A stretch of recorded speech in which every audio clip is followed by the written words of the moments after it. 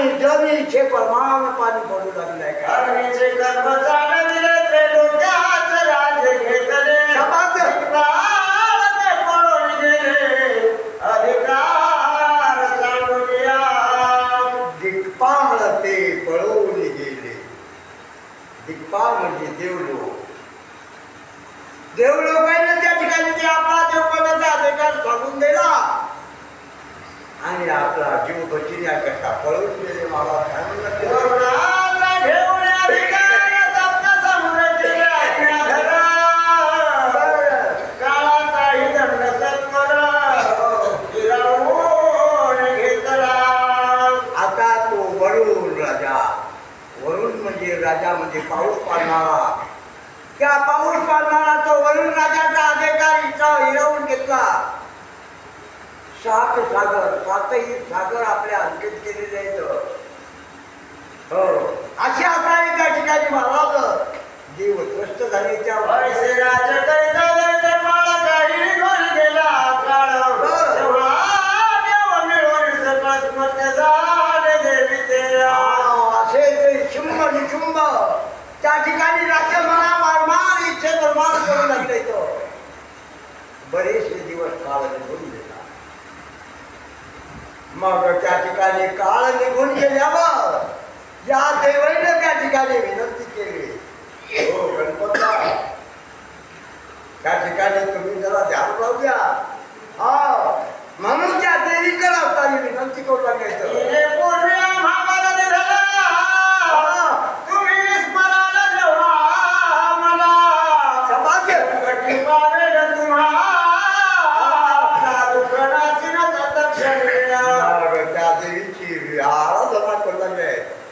त्या देवाला ध्यान आलं की देवीने आपल्याला पूर्वीची वर दिलेला आहे की तुम्ही ज्या टायमाला माझं स्मरण करसाल त्या टायमाला मी त्या ठिकाणी प्रगट होईल आणि तुमच्यावर संकट निवारण करेल.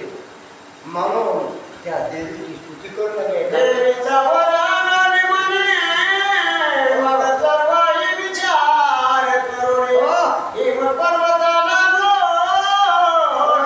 येते झाले ते त्या देवीनं दिलेला वर ध्यानात आला देऊन पैसा आणि मग ते वर मागण्या करता देवीला आणि ती देवीची प्रार्थना करण्याकरता हिम म्हणजे हिमालय पर्वताच्या ठिकाणी सर्व बंधाले होणार कैसे झाले साकार गणमन अष्टभावा ते पावणार स्तवन करती देवीचे.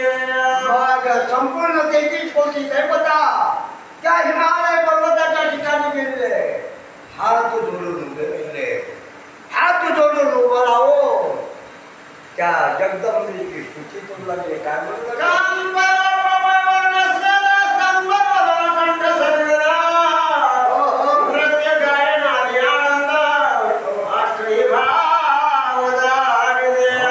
कंठ सद्गती झालाय. प्रेम उचंबळून आलेला आहे आणि आनंदानं त्या ठिकाणी गायनाला आरंभ केलेला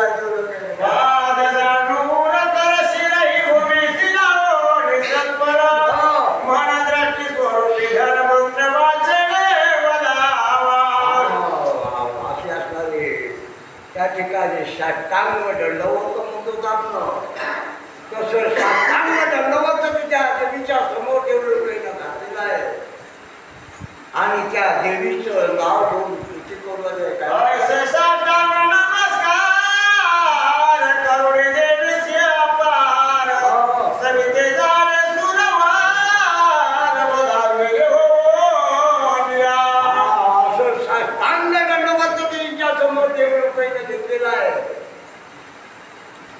साष्टांग दंडवत त्याचं नाव कशाला म्हणाव. हे शरीराचे 8 भाग त्या भूमीला टेकले पाहिजे.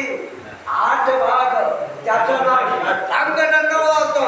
असं साष्टांग दंडवत हात जोडून देऊ लोक उभे राहून त्या देवीला आपलं नाचगडी जोडून म्हणजे हात जोडून उभं राहून काय म्हणू लागले. पूर्वी मंत्र भगवान